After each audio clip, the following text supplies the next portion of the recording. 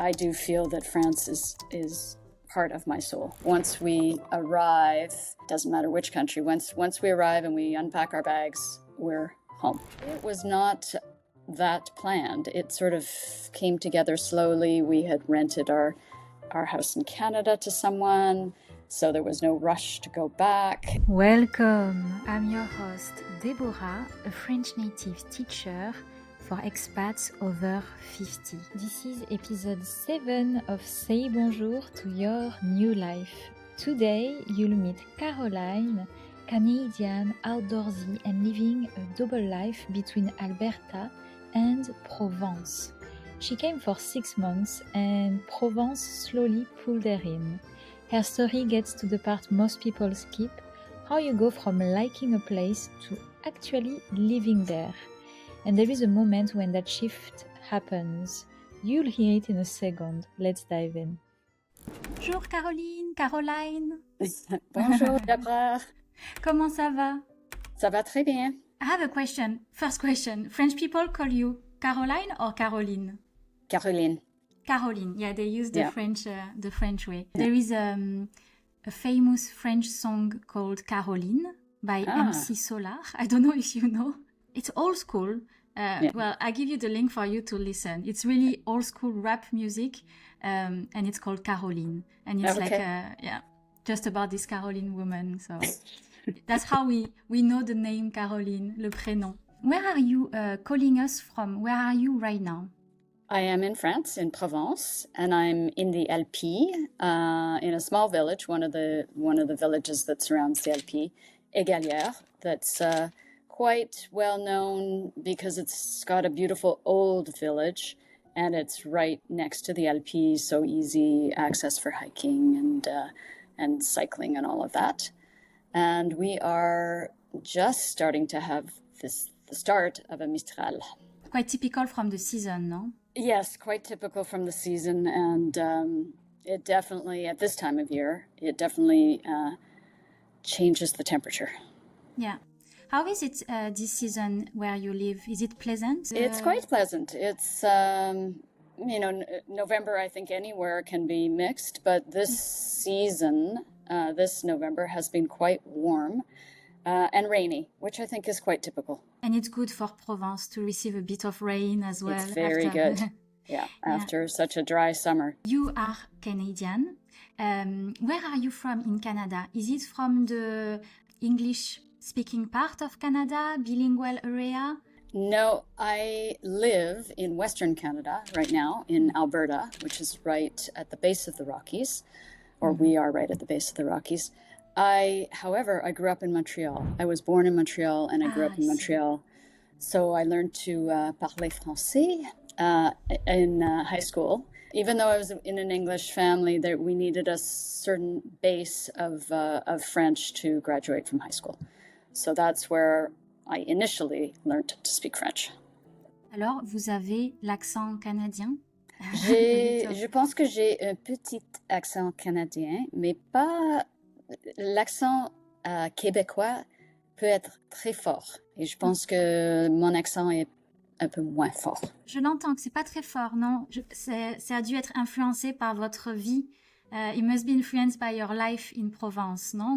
We often soak into the place where we are. So if you speak French in France a lot, surely it has changed a bit. I think so. However, I have not picked up the accent provençal, which can be quite strong as well. Yeah. You have good ears when it comes to language. You can perceive the different accents. Like you are quite good at telling, this person is from Paris or from the Southwest. I guess somewhat. Certainly the accent in Provence is quite noticeable. Southwest, maybe I wouldn't be able to pick it up as much. That's me. I'm from the Southwest. Well, it's not as strong as the Southeast, I guess. Yeah. But still, I guess a Parisian could notice. And especially since we have some words that we only say in the South, as you may know, like chocolatine and poche, or there is some words that's typically from the South. But yeah. Yeah. Only Parisian can tell, oh, that's a very southerner accent. I don't know Canada very well, but the area where you currently, because you are like between France and Canada, and the area where you are based in Canada seems to be very good for outdoorsy people, a little bit like the area that you picked in Provence. Do you reckon that, not that it's equivalent, because I imagine it's completely different, but in terms of lifestyle, do you think that the two places where you are, in Canada and in Provence, are kind of offer the same kind of lifestyle qualities in terms of hiking, mountain? Absolutely. We have access here in the Alpes, terrific hiking and cycling, both mountain bike and road and gravel. And in Canada, where I am, it's a very outdoorsy location. It's actually the location of our national cross-country ski team. There's all sorts of cycling, even in the winter, and lots of hiking. So it's very, very similar, other than there's a lot more rosé here than there is where we are. I think that a lot of people who are watching us, some of them are in their home country and they are watching a lot of YouTube videos to try to decide where to go, and are really keen on moving. But the big question that comes to the head is where to go. And sometimes they don't have the luxury to come and do a lot of exploratory trip, and they try to pick a place according to their research. And I'm just wondering, for you, was it after a lot of exploratory trip that you settled for this area, or was it really clear the criteria you wanted for the place where to live in France? I was lucky to have been to France several times in my life. I'd been to Normandy and I'd been to Paris many times, actually, and we'd visited the Alps. But when my husband and I came over in 2010, originally we were coming for the fall and winter. And since we live in Canada, where it's cold in the fall and winter, we opted not to go to somewhere very cold. We decided that we would come south, a little bit actually naive, because we thought it would be warmer in the winter here. But it's, you need winter clothes. It can be quite cool. But in any case, that's how we ended up in the south, is we decided that we wanted to spend the winter months in some place that was slightly warmer, someplace that offered the sports that we like to enjoy, but also culturally a place that was different than we had been before. And was it clear for you? Can you tell us a little bit? I know a bit about your journey, but can you tell us about this moment where you came to visit France, and this very moment when you decided to try this double life, if we can call it like this, and if it was always clear for you that you wanted a little bit of both worlds, if at some stage you hesitated and you wanted maybe to try to live full-time in France, if everything was clear for you and your husband? No, I would say it was not clear from the beginning. When we first came over in 2010, we thought we were coming for 6 months, although our visa allowed us to stay for a year, the carte de long séjour. In the end, that year, we spent the initial 6 months and then decided to spend the entire year. It seemed at the time that was just a break from our work careers, and that we would go back to Canada and get back into what we were doing before. So I'd say it was not that planned. It sort of came together slowly. We had rented our house in Canada to someone, so there was no rush to go back, and we started to meet people, and then slowly decided that maybe we could live a so-called double life. But it took a little while. I'd say it took a couple of years for us to get into a routine that sort of made sense, that we could possibly both afford it, but also they're different worlds. And, at the end of the day, Canada is our home. Do you call Provence home as well? Is it like kind of... you mentioned to me a moment where you were eating strawberry in France. I think it was in Paris, and you mentioned that after this moment when you came back to Canada, you felt that a part of your soul was missing. So I imagine that you must also have a sense of, okay, Canada is my home, but France is also really part of you, no? Absolutely. I think, we've been coming many years now, so it's more and more comfortable every year, but I do feel that France is part of my soul. There are some wonderful things about both countries. And I think once we arrive, doesn't matter which country, once we arrive and we unpack our bags, we're home. It feels like home. It made me think when you mentioned this sentiment of feeling home, as in Canada and the USA, there is a lot of long migration story. Are you aware of your heritage, like your roots? Do you know where you're from? If there is a bit of French ancestors in your lineage? I'm just curious because I think sometimes it's not innocent the attraction that we have for a territory or a place. As far as I know, there is no French in my background, but both sides, my mother's side and my father's side, do come from, I'll say, migration stories. So on my mother's side, a long history of emigration to the West Indies from Britain. So moving to the West Indies to, work the land and start to grow crops and all of that sort of thing. And on my father's side, he was actually born in Budapest in Hungary. And during the war, at the tail end of the war, they left Budapest and after quite a journey ended up in Caracas, Venezuela. What a history.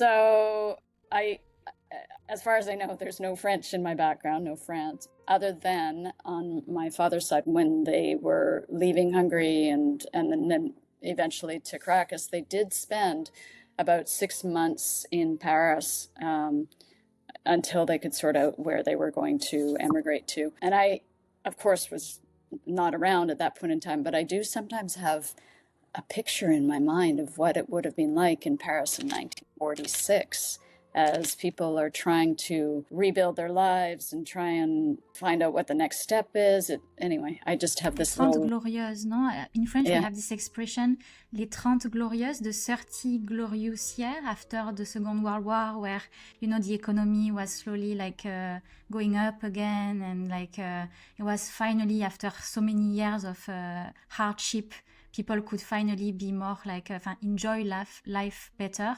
Yeah. And I think it must have been a intense, vivid period in Paris. I think so. And you mentioned as well that maybe it's not innocent if you have this adventurous and traveler fiber, that you said that you traveled a lot with your parents, earlier in life, in your childhood. Yeah, I think my first flight, I was 6 months.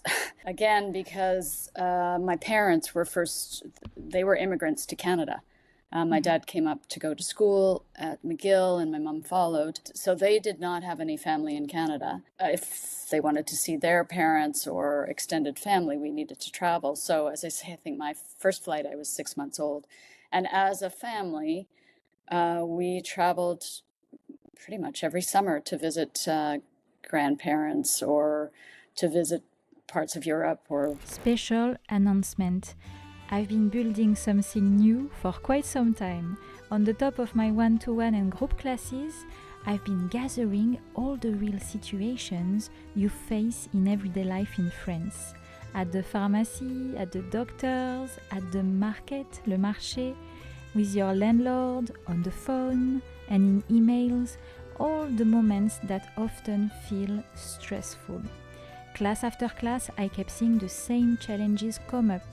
Understanding fast French, pronunciation, everyday vocabulary, paperwork, and using essential French tools like Doctolib, Le Bon Coin, or SNCF, etc. That's why I'm creating Survive and Thrive in France, a self-paced course with optional life coaching that will be ready in January-February 2026, very soon. It's a course designed to be by your side during this new chapter of your life. And before I finalize it, I'd love your input.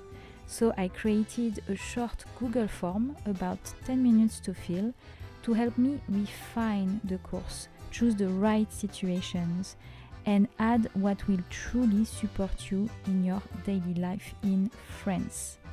And to thank you for your time, you receive a French survival starter kit and a 15% discount for the founding cohort of the course when the course will be open. Well, thank you very much. I hope you'll be part of this adventure and I can't wait to hear your feedback. Merci. Also, to rewind a little bit, you mentioned this first trip you had with Andrew, your husband, is Andrew. I know it was a little transition as well for your career, that you have a background in real estate and finance. And as you traveled to France, you also decided to change your career. When we came over in 2010, we were both, I'll say, out of our jobs. My husband, Andrew, his company had been bought. And so he actually returned to school and did a master's degree for a year. So that was his, I'll say, departure from his corporate career. We came to an agreement that my job had changed quite a bit. And so I stopped working for the company that I was working for, although I always thought I would go back.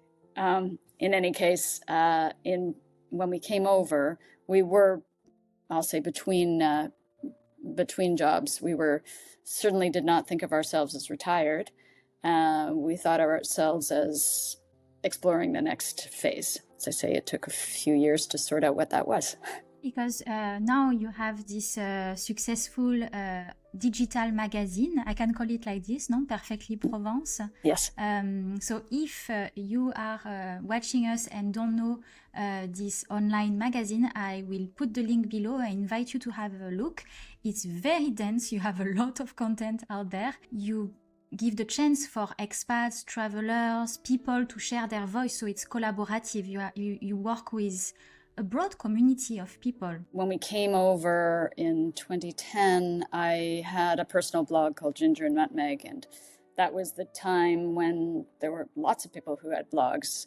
Even though social media was in existence, it wasn't the same as it is today. It wasn't as popular, it wasn't as widely utilized. The good old days. I used to have a blog as well. I loved it. La blogosphère, we call it in French. Yeah.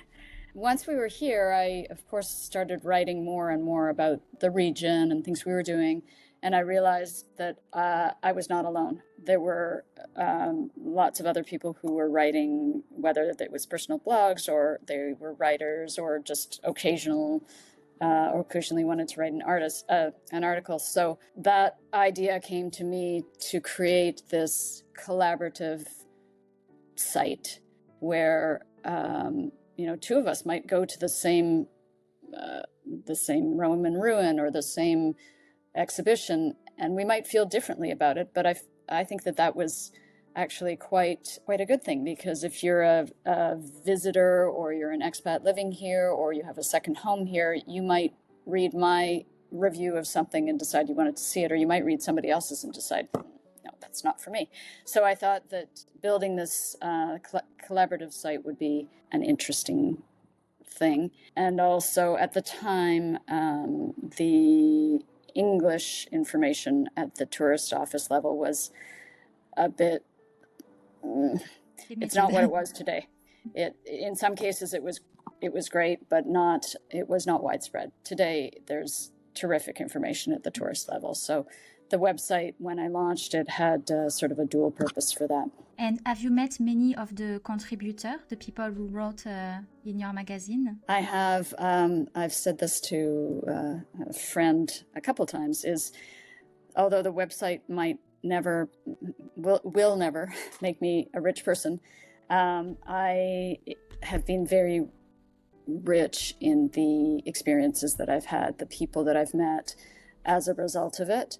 And those might be the contributors. It could be somebody that we've profiled and then I've gone to visit as a result of an article or before an article.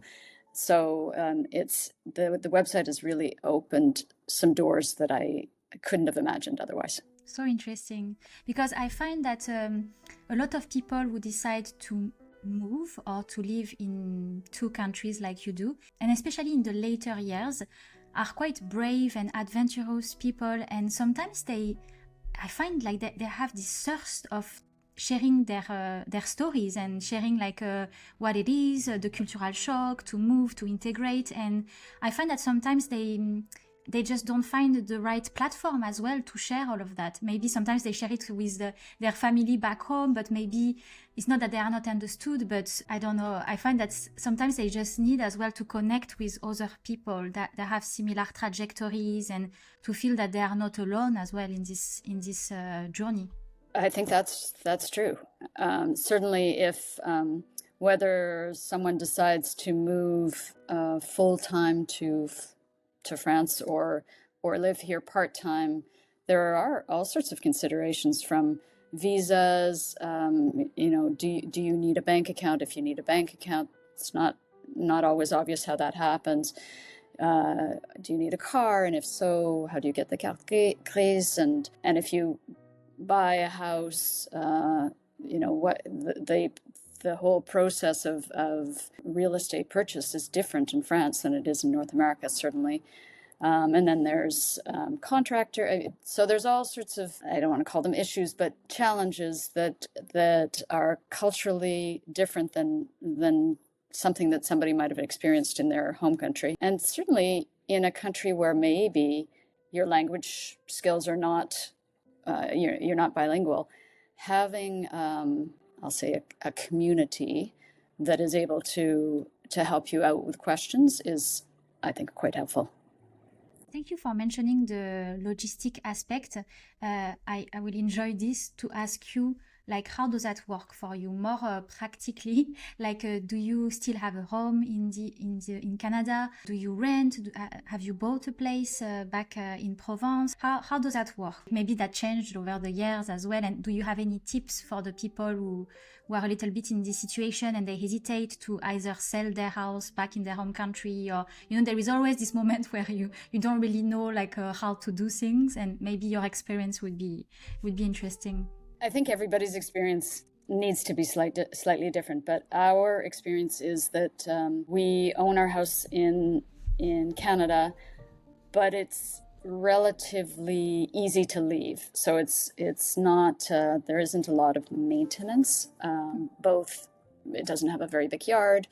It's a relatively new house. It's in the center of town, so it's not isolated in the countryside.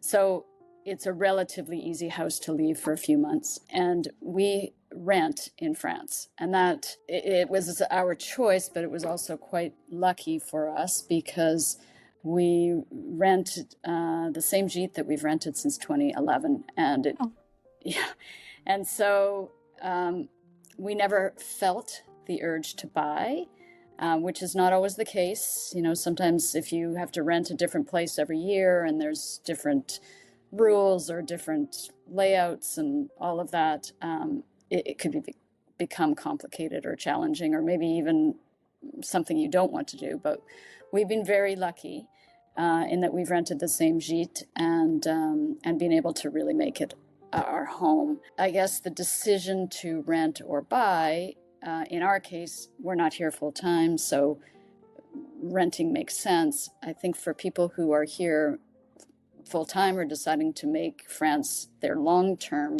stay location, I guess there's a financial decision there. Obviously, owning your own place has some benefits. It also has some challenges, as does renting. So definitely a personal decision, but ours was made easy by the fact that we've been able to rent the same place. And also maybe because you didn't pick Aix-en-Provence or Nice, you went for a lesser known place, even if it's a beautiful village. But I imagine, like, how is the expat community where you live, by the way? It's actually quite strong. I think the Alpes are quite attractive in general for expats, as is like the Dordogne in closer to where you are. But there is quite a strong expat community here, both, not exclusively, so British, quite a few Australians the Australians have it all figured out. They come here, they just stay in warm weather all year round. Yeah. They leave That's in nice. Australia in winter and they come here. Quite a few Americans and some Canadians. But the majority, I would say, are British, a lot of second homeowners. And then probably following that, US and Australia might be about the same in terms of numbers. And yourself, because vous parlez très bien français, do you have like in terms of your friendship, you mentioned that you have a good community in France, but also in Canada. Naturally, are you attracted by the French locals, or you naturally go more towards like the expat community? Like I know you do a lot of sports and hiking. You usually meet a lot of people through those activities. How do your friends look like back in Provence? I would say that we have two communities. One is the expat community, and that is quite a mixed nationalities. There's German and British and Swiss and Norwegian even in that. And then a French community. And the French community, it's mostly people who have lived in the village or close by for their entire life. So they have a long understanding of the community and of the area. And so in a way, well, I probably split my time almost equally between the two. But the French community, I'd say it took a little longer to make and cement those friendships. And I understand, because they've probably seen lots of expats come through and not come back, or visitors come through and not come back. So, merci beaucoup. J'essaie de parler avec mes amis français en français, et ils me corrigent quand j'ai fait des fautes. Ah, c'est bien. Ils vous laissent parler français, ou bien parfois ils changent pour pratiquer l'anglais? Ils me laissent parler français. En fait, je pense qu'ils comprennent beaucoup d'anglais, mais ils sont un peu gênés de parler en anglais, qui est un peu normal. It's a bit like if you've taken French courses and you've spoken some French, but then you're in a situation where you're actually feeling a little bit nervous about your French. So I think it's a bit the same. Yeah, French people have the reputation not to want to speak English and to have bad English. Like my pronunciation, for instance, as you can tell, is very, very French. But I think also it's connected just to defend ourselves with the frequencies of the language. Like apparently in French, we don't have so much frequency, so it's harder for us to pick up foreign accents. But often what I hear is that it's not that they don't want to speak English to foreigners. It's, as you mentioned, it's more like feeling ashamed, or feeling that maybe they will make mistakes, like the fear of the mistakes. I think for some reason French people are quite reserved about it. So I think it's not rude. I don't think it's rude. It's just like sometimes they are a bit self-conscious about their English. Yeah. I guess like most of the people. I think it's normal, but yes. Yeah. That made me think, what about your husband, Andrew? Like, what is his level of French? Was it as easy for him to integrate, speak French, decide as well? I was wondering about the decision as a couple to like spend half the year in a foreign country. Were you like aligned in this plan, or did you have to do a bit of convincing? I see that's an issue sometimes in relationship. People have to motivate their partner to tag along the plan, or like, how was it for you, if it's not too indiscreet? First of all, his French is not as good. He did take a little bit of French in high school, but he grew up in a very Anglophone community, Anglophone part of Canada. Even though Canada is technically a bilingual country, it's not bilingual at the everyday level. Outside of Quebec and some pockets of places in the rest of the country. In any case, his French was not that great. Although I'd say as the years have passed, his spoken French has improved a little bit. His understanding has improved a lot. So he can follow a conversation. His timing's just, if he's going to jump into the conversation, sometimes his timing's a little off, or his grammar or whatever. In terms of our desire to be in the country or split our time, definitely I would be the driver to be wanting to spend more time here. He's happy to come and to spend time and to meet people and to do activities that he likes here, but he is Canadian. When you decided to have, when you had this career shift, and like, as you said, like at the beginning, it wasn't a very clear decision, but was it just natural for you to decide, okay, let's just come back here again and again? Like, were you both on the same page for this? I think we were both on the same page for that. When we came over initially, he agreed because he wanted to improve his French. That was really one of his goals. And then little by little, we started to create a community and started to find activities that we liked and create a life here, a different life. So, and as the years went by, we've had lots of friends who come and visit, and they almost reaffirm why we come, because they all understand, once they see it and they understand the community that we're in and the environment, both natural because it's a very unspoilt area, and the access to fresh food as well as all the activities, they understand quite quickly why we return. You are also a climber and a hiker, and you ride. Just to give context, you did the Via Ferrata. I will put some pictures because you sent me some pictures, and it's quite. You are quite the adventurer. Yeah. Yeah, we don't do much climbing anymore, but randonnée, I do quite a bit of randonnée with my friends here, and cycling. We do both VTT and vélo de route. Vous avez un Peugeot, une marque française. Do you have you went for the French brands? What do we have? No, not French brands, but anyway. Tour de France, do you watch the Tour de France? We do watch the Tour de France. We went this year in 2025. We went to see the stage on on Mont Ventoux.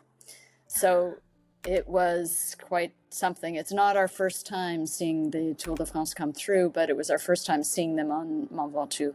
And it's good atmosphere, huh? Oh, the atmosphere is, it's unbelievable. It's undescribable. We arrived at the point where we were going to look. We decided not to go up to the summit, but to stay lower down. And it was 11:30 in the morning, and the crowd was just unbelievable.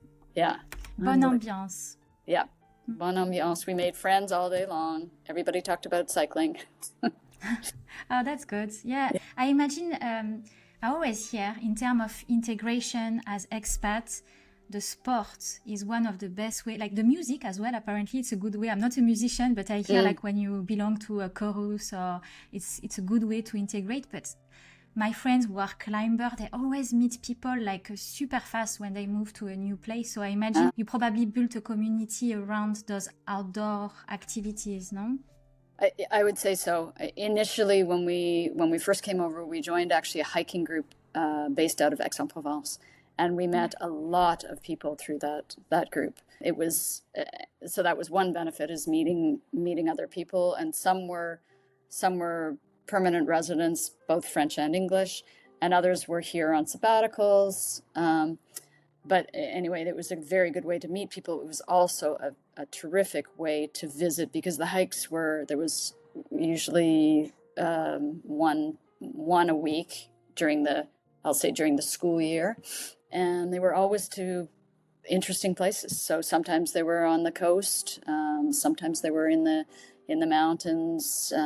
Anyway, it was a very good way of meeting people. And also to discover the area. It gives you a goal, no? Okay, let's visit this very track, this mountain, this little.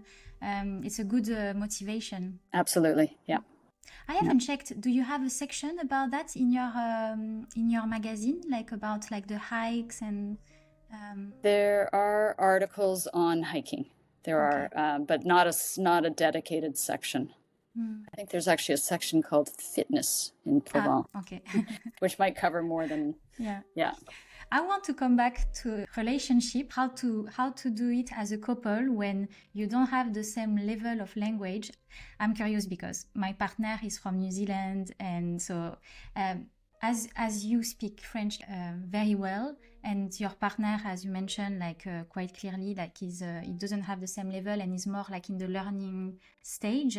How does that work in term? I mean, every couple is different, but in terms of balance, like for instance, you mentioned that you have a community of French people. Do you feel that you have to support him a lot and like he relies on you a lot? And in terms of the balance in the relationship, how does that work? Because I think people can be proud as well. Sometimes they may feel a bit like they can judge themselves for not being good enough or always like relying on the other. I don't know if you know what I mean, but I imagine sometimes it could be like some issues or some adjustment. Definitely some adjustment. When we first came over, even though I had French skills and I had, spoken French in my life and I'd been to France, I have to say that my French was a little bit rusty. So initially, I was listening and trying to translate in my head and come up with an answer at the same time as Andrew might be saying, what did they say? So, trying to balance all of that was a bit... de la pression, a lot of pressure. A bit of pressure. And then, again, in the first little while, if we were, say, around a dinner table with where French was spoken, I could tell when he had lost the conversation, whether it was because he couldn't concentrate anymore. It's hard to concentrate in a different language. Et la fatigue, it's tiring as well. At some point, it's like, it's too much. Like when it's been imagine a whole day speaking French, after a while, it's just like sometimes you need to switch off. Yeah, and I could tell when he'd switched off because it was almost like his eyes glazed over and he wasn't there anymore. And I'd say that does not happen as much now. He's much more engaged. And as I mentioned earlier, his understanding has come up quite a bit. And he tries, even though he knows he makes mistakes and all of that. I think the process of just trying keeps you more engaged. However, going back to like, is there a little bit of support and whatnot? If there's a phone call to be made or if the phone rings, he gives me the phone. And c'est difficile. It's hard. It's understandable. Without seeing the person, it's always harder. Au téléphone. So that for sure. And then sometimes if we're out and somebody's speaking to him and I can tell he hasn't quite got it, I'll just jump in and tell him, no, that's they were asking something else. Or it's hard sometimes because if you speak better than him, in a way you carry the responsibility and you don't want the partner to rely too much on you because he won't make as much progress as if he was by himself in France. So sometimes it's also about come on, pick up the phone. You can do it. But I understand it's not easy. I have the same with my partner. It's like, naturally I'm French, so he relies on me. But sometimes it's about like, okay, but what if I'm not here? Like just do it as if you were on your own. But yeah, naturally you have the cap of the French speaker of the relationship probably, and you have to carry this responsibility a little bit, I imagine. Yes, but I also, for those, I'll say those occasions where I know he could revert to English because the other person speaks enough or they can speak a bit of franglais, I always say that, no, you have to speak to him in French. Yeah. Et à la maison, at home, what's your language? À la maison en Provence. À la maison en Provence, on parle anglais à la maison. Ah, okay. It's hard. It's hard to have the habit of feels unnatural maybe. Yeah. And you never have moments when you are by yourself when you speak French, just the two of you? Not really. Pas vraiment. No, pas vraiment. Or maybe in Canada when you want to pick a secret language and you know, like when we are in New Zealand with my partner, sometimes we speak in French when we want to be private and we know probably people won't understand, but I guess in Canada they might. A lot of people understand. Yeah. And he will agree to this. Let's say we go to, I don't know, a museum and there's an exhibition. Sometimes he will take the audio guide in French. Ah, good. And things like that, or do the guided tour in French. Not always, but sometimes. So I think that's good progression as well. So after une décennie, a decade in France, like for you, like relearning the language and to see as well the progress of your partner, and to have this magazine with there is also a lot of French articles, learning French. Like, what would be your best tips for the people who are either complete beginners, because some people decide to move without learning the language, and the people who have learned, they studied on their own or they took classes, but they feel, a lot of people feel that they learned, but when they want to speak, they freeze and they feel like they just don't have the confidence to speak, and they feel like they just can't do it. Do you have any tips to give them? I don't know, it could be anything, little things that help you with confidence and in your learning journey. In my experience, I think you just have to speak. I think people are very understanding, at least in this area, that not everybody, speaks perfect French, but I think trying is important, because it sort of demonstrates that you also want to be part of the community, that you're here, and that you understand that, that the language is French. So I think making an effort is important, and you just need to sort of get beyond your get beyond your the fear or la peur. And try. I always speak about the mindset, because I feel every student is different, but when I observe the people who have the more blockage, the mental blocks, is often when we are quite harsh towards ourselves and we are perfectionists, and we are used to, people who are quite, they master. Some people are really good at everything they do, and they really want to master things before speaking or before doing. And I think it's speaking a language, it's a lot about just jumping into the unknown, composing with the limited range of words we know, and accepting that it will be full of mistakes. It will be, sometimes they won't understand us. So it's a bit taking this kind of new mindset, no? I agree. It's not, there's certain things that you do in life that you can, I don't know, like baking, that you can follow a specific order and you can bake a beautiful cake, or possibly, some sports, you can practice and it gets better. But I think with the language, there's something both brain and ear and hearing that I think unless you hear yourself speak and try and force yourself to do it, I don't know that you can perfect it in your head. I do also think that there are methods, whether it's through someone, working with someone like yourself, or listening to French television, or listening to podcasts, or reading that help as well. Yeah, and as well, there is, in languages, we speak of the 4 skills, because as you mentioned, your husband become really good at understanding. Sometimes, like, our ears is really good, but our ability to speak is not as good. There is a bit of, that's why sometimes I teach a lot of couples. Often it's a tendency, the men pick up, they have a good memory. They remember the words and the conjugation. But often, I don't know why it's a tendency, the women, they have an excellent pronunciation, but they take time. They don't jump into it, but they pronounce very well.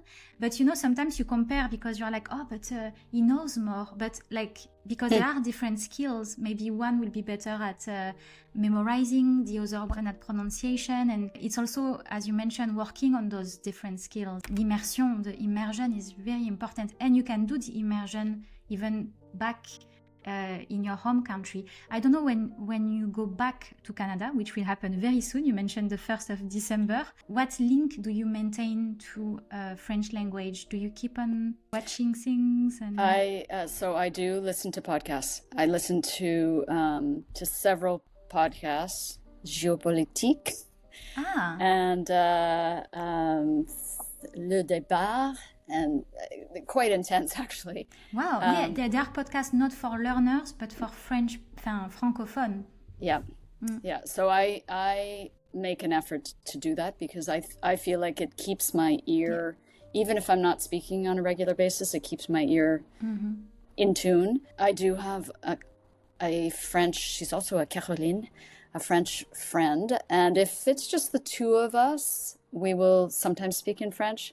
But if there's, a third person or a group, it's a bit strange, so we don't. Okay. But so I'd say the podcast, there are also a few shows shows, again, it's mostly news that I watch news clips and things like that in French. On YouTube or? Some of it like France Inter, it might be an émission that they have or something that interests me. I might watch one of their... I often find that when people learn French, they just also love the French culture. And as you mentioned, the richness of the podcast, France Inter, France Culture, I think the quality of delivered is really good. And maybe sometimes you don't have the equivalent in your own language. I find that a lot of people fall in love with the availability of all those podcasts and shows and newspapers.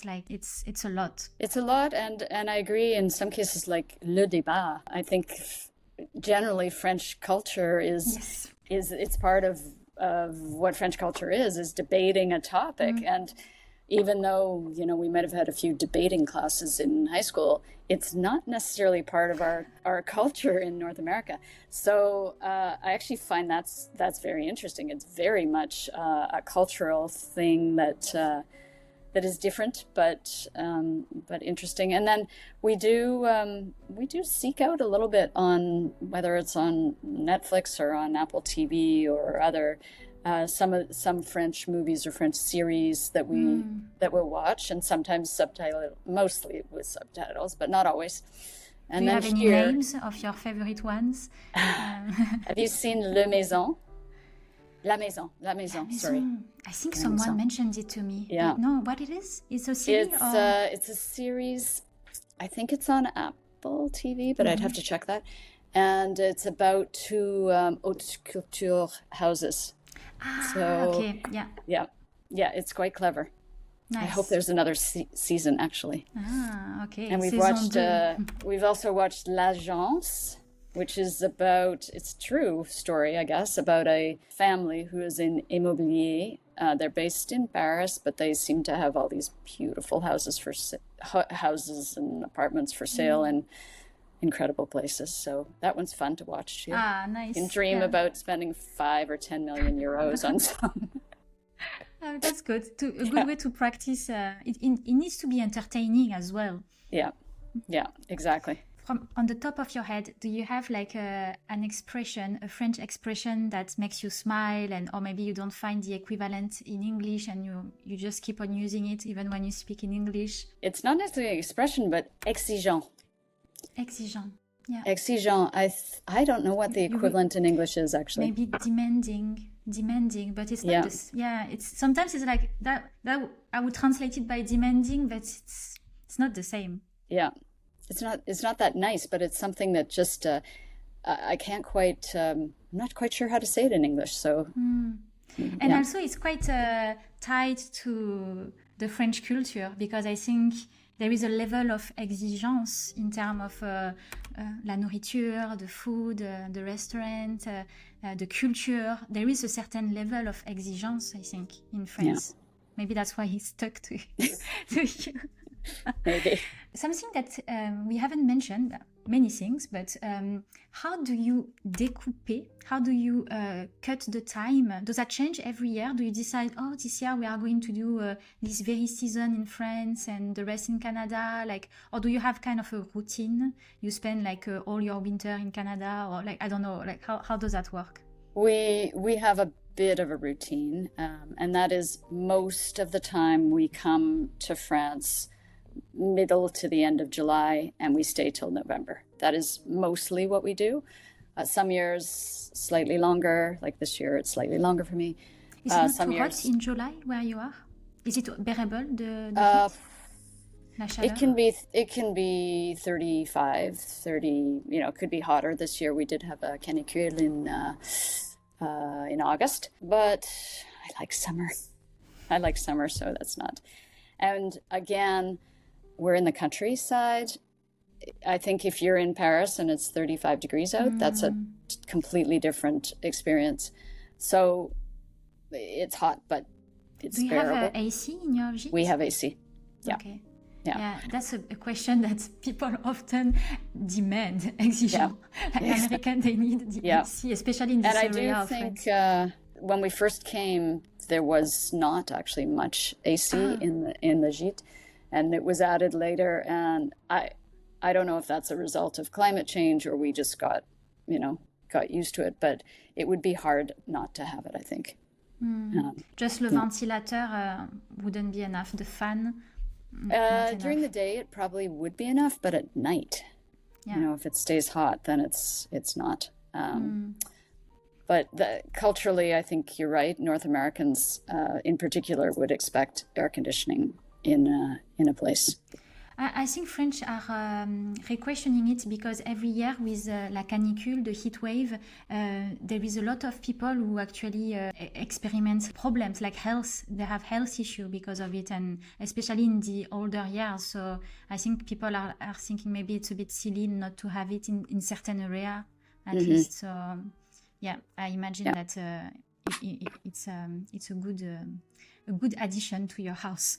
Yes. That's how you designed your and when you are away, you still rent your house back in Canada? You still manage to find people? No, so we don't usually rent our house when we're away in Canada. Family uses it as and when they can, but we don't usually rent it. Personally, I discovered home exchange. I don't know if you ever used it, but I've been using it for the last 6 months, and it changed my life.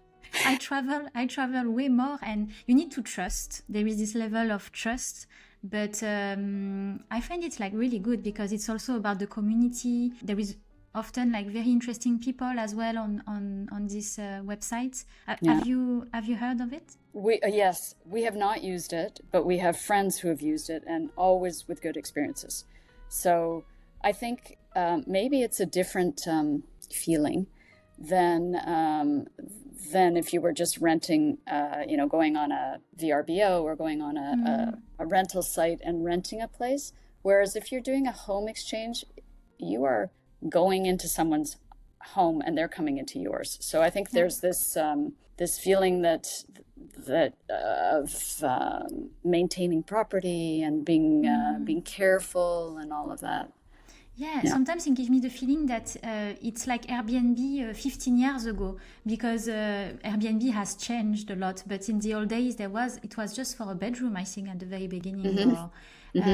And for instance, I told you that I was in Budapest, and I did 10 days in Budapest in a lovely house. It was a secondary house of a person. So, but like I did one in Bordeaux, and like you had like all the books, and it kind of made you feel that I was a local, that my life was in Bordeaux, and so it's a nice feeling. But you have to be open to it, I imagine. Yeah.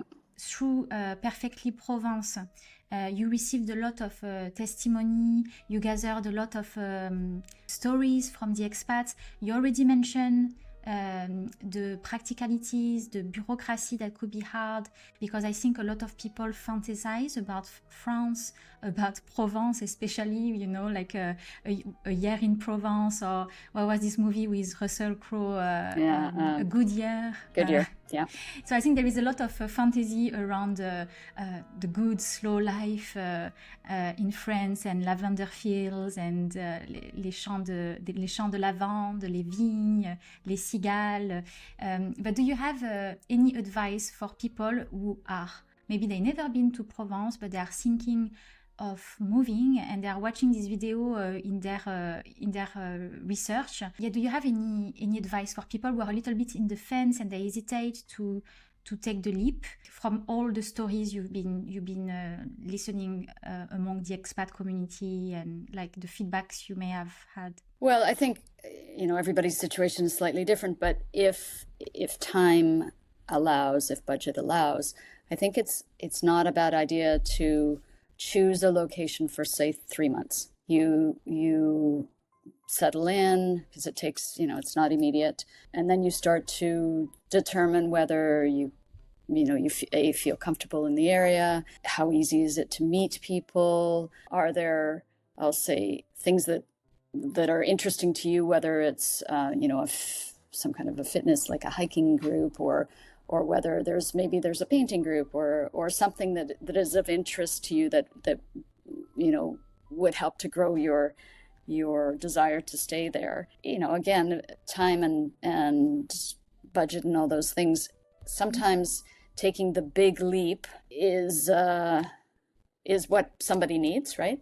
They just need to make that change and move. Sometimes it works very well for some people. I'm surprised. I have people who never been to a specific city and they just rent a place from abroad and their experience is wonderful. So it works for some people. And I know of a few people that they've done just that. They needed a change and they moved, and it's worked out very well, but not for everybody. So I think it requires a bit of flexibility. When you do that, you have to be flexible that things may not turn out the way you think, or I think like you have to work on expectations maybe. And then the other approach is the one I described, which is probably quite cautious, is just finding a place and getting to know. So we have some friends here who've lived full-time in France for at least a dozen years now, but they initially started coming on holidays, and then they might have even done a home exchange at first or something like that, or rented for a while but in a completely different area, and then eventually found where they are. So I guess it depends a little bit on personality, where you're at, what stage you're at in your life, those sorts of things. But certainly making a commitment of some kind helps. And so, in other words, if you come for a week, it's not enough. Last little question for the road, Caroline. I call you Caroline French way. You are about to pack for Canada. What do you put in your suitcase from France when you go to Canada? And what do you put in your suitcase from Canada when you go to France? I wonder if I can say this or if customs is listening. Ah, okay. It's, there is some. So I'm kidding.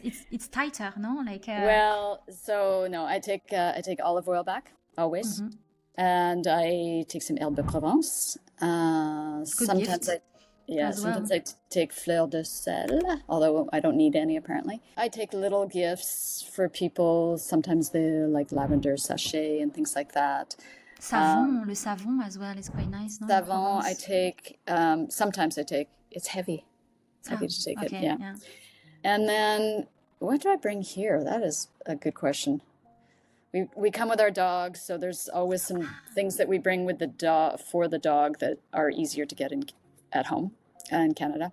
Oh, and there's I didn't know you have a dog. That makes things. It's a more logistic involved. Yeah, there's more logistics involved. You'll laugh at the one thing that I sometimes bring, and that is it's like saran wrap, like film, plastic film for cellophane. Cellophane, because I find that the French version is terrible. What's the trick? If you have a French friend who works in restauration for restaurants, they can go to Metro. Exactement, because you have the massive ones, and those ones are good. Those are good. Yeah, exactly. That's the trick. Yeah. Oh yeah, there are those little differences, or maybe some produits de ménage to clean. I heard that you don't find the same as in North America, and sometimes you don't like the one we have, or it's just habits, no? Les habitudes. Yeah, it's habits. Yeah. So I had a question or a couple questions for you before we go off. I know this video will end up on your channel, but for my audience, can you explain what you do? Oh, of course. My school is called Feel Good French. So I've been teaching French for a very long time, more than a decade. And I worked for schools or companies and around the world. I traveled a lot because it's a wonderful job to travel. And I've been teaching online for the last 6 years, I think. But I was working for companies, for people's school.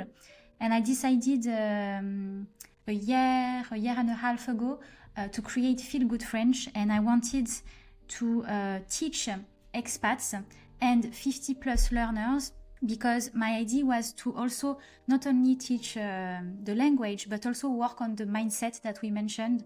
And I find that when you are a 50 plus learner, you have more challenges because, you know, like you are getting older, and especially if you never learned a language before.